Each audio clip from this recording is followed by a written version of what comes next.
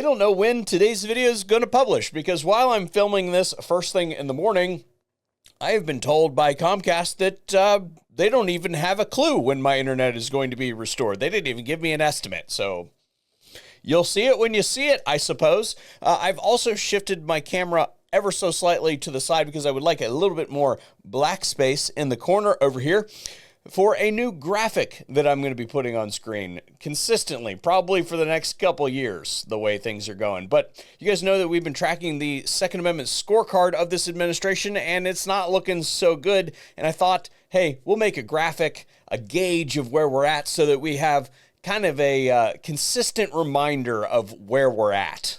So to explain this thing to you, at least in the first iteration anyway, I built this on 10-point swing either direction. So if you are plus 10 or more, as in tanked all the way over there in the green, you got GW, George Washington. And then if you back that off a little bit, in the middle there, plus 5, Antonin Scalia. I didn't put anybody in the center because I couldn't think of any really good examples. Milquetoast is milquetoast, right? But if you go minus 5 points into the bad side, well, then you got a Barack Obama there. And then all the way tanked minus 10, you've got good old Sleepy Joe. Today's video is brought to you by the Modern Gun School. This is not the other place that thinks that they can take your entire GI Bill and run with it. This is an accredited online university. Whether you just want to learn a few things or you actually want to break into the firearms space, they leave you with options. Check them out at Modern Gun School. Let's get into the video. As you can see, we are currently sitting, according to my public education math, at minus 6. So we're on our way to Dirty Joe over there. So let's keep on going, because we've got some bad news today. In fact, 2 pieces of bad news today. The first is that we have a new deputy director of the ATF. And who was put in that position, do you say? A career ATF agent. Somebody who is a yet another swamp creature. In fact, this one might actually be worse. I don't know. Just look at the guy. He looks like a big government psycho. I mean, you can see it in his eyes, can't you? But I mean, I might be completely wrong. Maybe he's a sleeper, and he might come out tomorrow and say that every American should own a machine gun. If he says something like that, then you know what? I will retract my statement. But you don't live at the ATF for 20 years and get where this guy is through the administrations that he's been through with ideas like that. He's got a fucking flat top haircut. I mean, maybe it's just fluff, but according to what is written on the ATF website, this dude is literally the guy who goes and kicks in people's doors and takes their guns from them. This guy is from Delaware and Maryland. Baltimore field office. That's the type of person that I want over gun rights in the United States. Somebody from Delaware or Maryland. Good job, Trump. Good fucking job, buddy. Going down on a Thursday. Do I find it fitting that there is a government employee out there that has been sucking the life out of the taxpayer for over 20 years, and they are named after a locust? Literally one of the most annoying creatures on the planet. Irony. Makes total sense. Let's move on, shall we? Because we got more. The second thing that has absolutely just dumbfounds me at this point in time, in fact, and no longer surprises me actually now, because I understand what's going on here.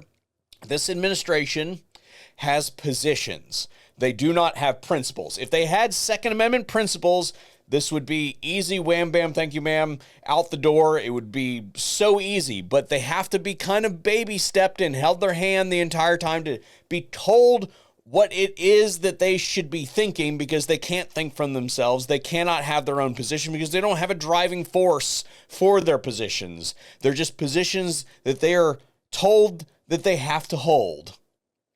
They don't actually have any connection to them. And this one is yet another instance of the Department of Justice infringing on the Second Amendment rights of American citizens from the Bondi Department of Justice. This is a 5-page document, but I'm only going to read you the first paragraph and the last paragraph.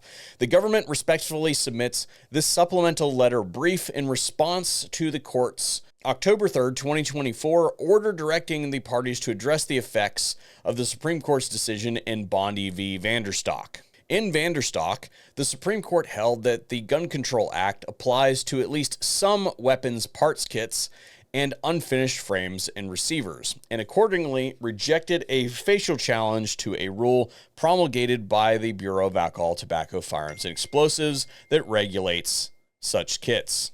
And then the last paragraph, in sum, Vanderstock conclusively agrees with the government's position in this case. The decision confirms that the district court in this case was correct in holding that defendants' products are firearms under the Gun Control Act, and its denial of defendants' motion to dismiss should be affirmed. Matthew Podolsky, acting United States Attorney. Lucas Issacharoff, Benjamin Torrance, Assistant United States Attorneys. Translation. Those are some U.S. attorneys out of the state of New York that are using binding Supreme Court precedent in the Vanderstock case that was decided a couple weeks ago to attack the Second Amendment of the United States. And they are doing that by attacking the gun companies themselves, many of which you would recognize. And this is all possible because this administration hasn't done anything. Even though they said first day, first week, hasn't done anything about the Vanderstock case. It has been decided a couple weeks ago, made videos about it by the Supreme Court, and it is as simple as a stroke of a pen. That rule is gone, and the whole thing is out of here.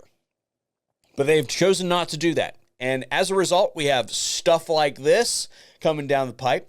And you know what? Inside track. I have been told that, oh, well, this isn't, Pam Bondi, and oh, this isn't Donald Trump doing this. These are some rogue elements in the Department of Justice that are acting outside of their orders. Bullshit. I am so sick and tired of that. Oh, well, we'll figure it out. Just give us a little bit of time. They still haven't come back on the suppressor thing. So if these are rogue elements within the Department of Justice, prove it. I don't think that you're gonna prove it. If you were gonna prove it, then you'd have fired the people that did the suppressor thing. But here we are, yet again. You've got a list of names here of people that are acting out, fired with prejudice, never allowed to work in the government ever again. Anything short of that, and this is a crock of shit. Make an example of these shitbirds. If that is actually what's going on, then show me that that's actually what's going on, and then go right over there and rescind that rule, right? Because you are falling way behind and you are well on your way. Sorry, it's over here. My bad. Well on your way to Joe Biden.